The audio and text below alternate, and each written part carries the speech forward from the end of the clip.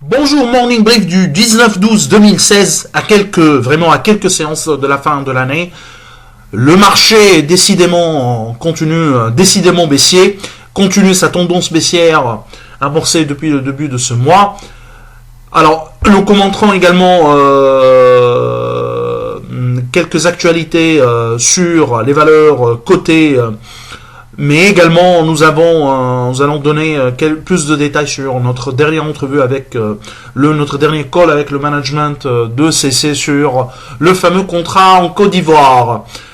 Pour ce qui est de la semaine boursière, une semaine écourtée en raison de la fête de l'Moul de lundi dernier. Alors c'est une semaine globalement difficile, l'index a perdu 0,54% de sa valeur. Les gains annuels de l'indice principal de la BVMT se situent désormais à 7,74%. Les volumes de la semaine sont plutôt modestes et se tenant même compte des transactions de bloc. On a eu 3 transactions de bloc sur les valeurs financières, sur le groupe Tijari Bank, avec les 376 000 titres sur Tijari Bank, 59 000 titres sur Tijari Leasing, mais également, vendredi dernier, 100 000 actions UEB à un cours 17 dinars 10. Alors, ces 3 opérations totalisent ensemble 14 millions de dinars. Ainsi, le volume hors transaction de bloc est de seulement 16,700 millions de dinars. Le titre le plus échangé est SFBT avec 2 millions 3 de dinars suite à l'échange de 119 292 titres.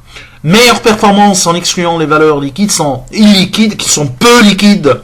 On a Servicom plus 12,7%, Simpar plus 8,5% et Sandancer plus 6%. Côté baisse, nous retrouvons bien une des habituées du bas de tableau, Exabyte moins 8,9%. Alors, cette baisse des cours a conduit à des changements au niveau de recommandations, ce qu'on appelle, nous, effet marché sur les recommandations. Alors, notre opinion est désormais positive sur 5 sociétés. Nous sommes passés d'alléger à accumuler sur CityCars, BNA et UUB, de vente à alléger pour l'UBCI et d'accumuler à achat pour MG. Il s'agit d'un effet marché qui sera probablement suivi également surtout pour le cas des banques, par un ajustement probable, des perspectives, mais à la baisse cette fois, surtout pour les banques. Alors pour Tunisie, en disposant plus de détails sur les 2 assemblées générales ordinaires et extraordinaires du 29 décembre prochain, le résultat net est déficitaire, de 71 300 individuels sur la base des comptes sociaux. Total report, résultat déficitaire de 506 millions de dinars. L'AGE portera sur la modification des statuts et l'amélioration de la gouvernance de la société. Alors, BTE a lancé un emprunt obligataire de 50 millions de dinars sur 5 ans. Cet emprunt n'est pas noté et il n'est pas assorti d'une garantie particulière. Alors, c'est 5 ans, 7,4%, TMM plus 2,5%, sur 7 ans avec 2 années de grâce à 7,55%.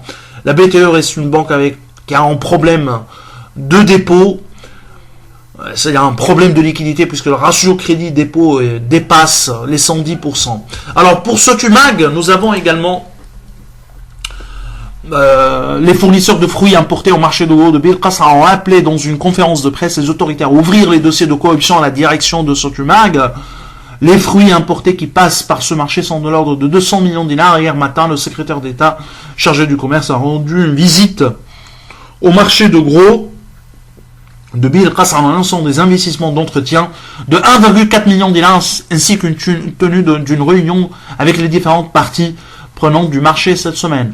Alors, actualité également qui concerne le secteur de la concession automobile, le groupe Tamazis vient de s'offrir la commercialisation de l'anglais Maurice Garage, qui appartient désormais depuis 2017 au chinois SAIC, alors que la société Nordic Machinery de Khaled Haddad a pris la distribution des camions Volvo. Rappelons que Nordic Machinery est déjà le concessionnaire de Volvo Construction Équipement en Tunisie et Volvo Construction Équipement en Tunisie.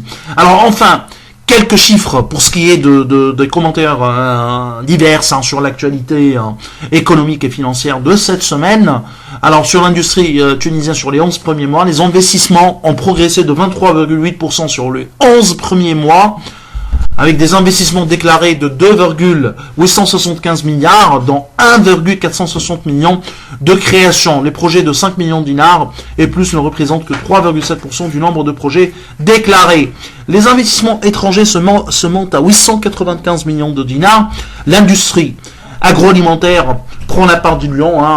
La part du lion, c'est 1,100 milliards de dinars. 1,1 milliard de dinars, soit 39% du total investissement. Les industries mécaniques et électroniques, le CAPEX déclaré se chiffre à 572 millions de dinars. Alors revenons à Carta Cement. Le vendredi dernier, nous vous avons envoyé un commentaire sur notre dernière entrevue avec le management.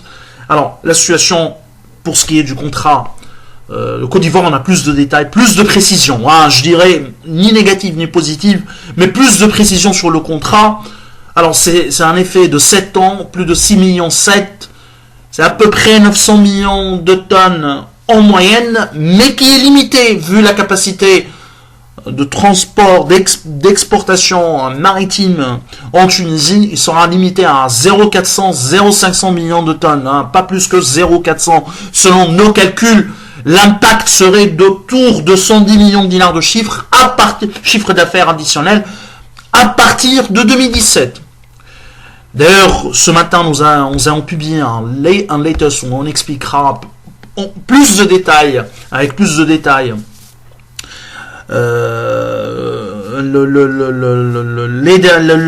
call avec le management de CC, mais également on a actualisé notre modèle en décalant les faits, on a annulé les faits sur les 4 mois 2016, une année complète 2017 avec effet limité à 400 000 tonnes, pareil pour 2018. L'effet est négatif sur le cours, mais en regardant globalement sur le DCF, nous on est plutôt positif sur le long terme, mais ce qui nous dérange toujours au niveau de Carta Cement, c'est la liquidité à court terme.